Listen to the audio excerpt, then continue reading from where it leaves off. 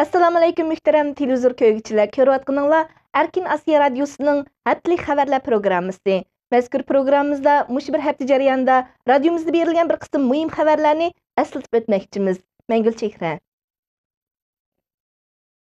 Turkiya bosh ministri Recep Tayyip Erdo'g'anni Urumchi xalqi ko'z yoshlari bilan hayajon ilkida qarshi oldi. Hatto uni ko'rishga muyassar bo'lolmagan ba'zi Uyg'urlar ko'z yeshim qilishdi. 8 aprel Xitoy doiralari Urumchida Erdo'g'an bo'lgan masjid va cho'ng bozor atrofini to'liq qurollangan qo'g'dug'uchi saqchi kuchlari bilan qurshab, hech qanday avtomobilni va odamni kirgizmagan. Biz 10 aprel, ya'ni Erdo'g'an Urumchidan ayrilib 2 kundan keyin Urumchiga telefon qilganimizda Uyg'urlarning hayajonini ifoda qilishdan ehtiyot qilayotganligi ma'lum bo'ldi.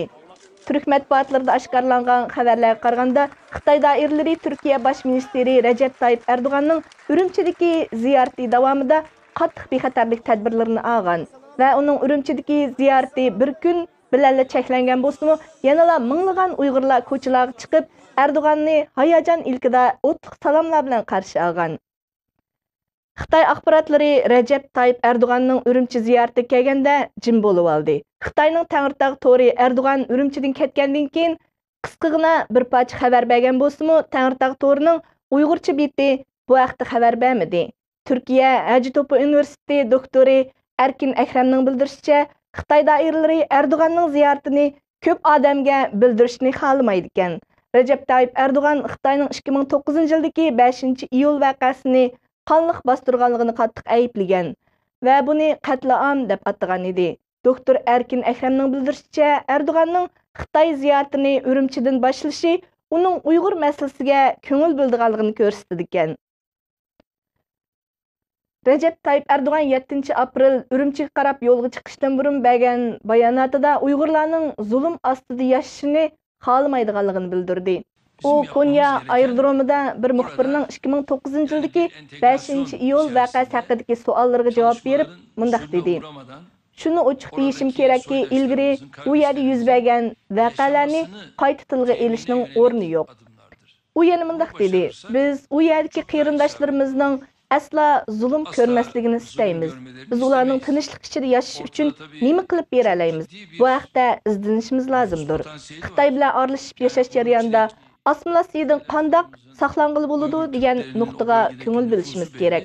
Turkiya matbuotlarining tarqatgan xabarlardan ma'lum bo'lishicha, Recep Tayyip Erdo'g'anni Uyg'urlarning sevgi muhabbati nihoyat ta'sirlantirgan.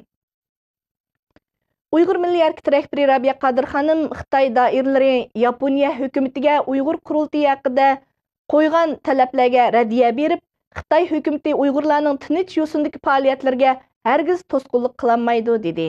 9 aprel Xitoy Tashqi ishlar ministerligi Dunyo Uyg'ur qurultiyining bu yil Yaponiyada ochiladigan 4-navbatlik vakillar qurultiyi to'g'risida bayonot berib, Dunyo Uyg'ur qurultiyini bo'lginchi tashkilot deb atagan va Yaponiya hukumatini bu faoliyatga yo'l qo'ymaslikka chaqirgan edi.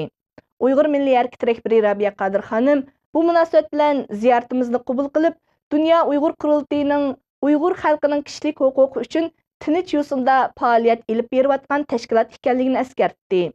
Rabiya Qadir xonim mundaq dedi: "Men demokratik tuzumdagi Yaponiya hukumati Uyg'urlarning kishilik huquq faoliyatlarini cho'qim qo'llaydi deb ishonaman."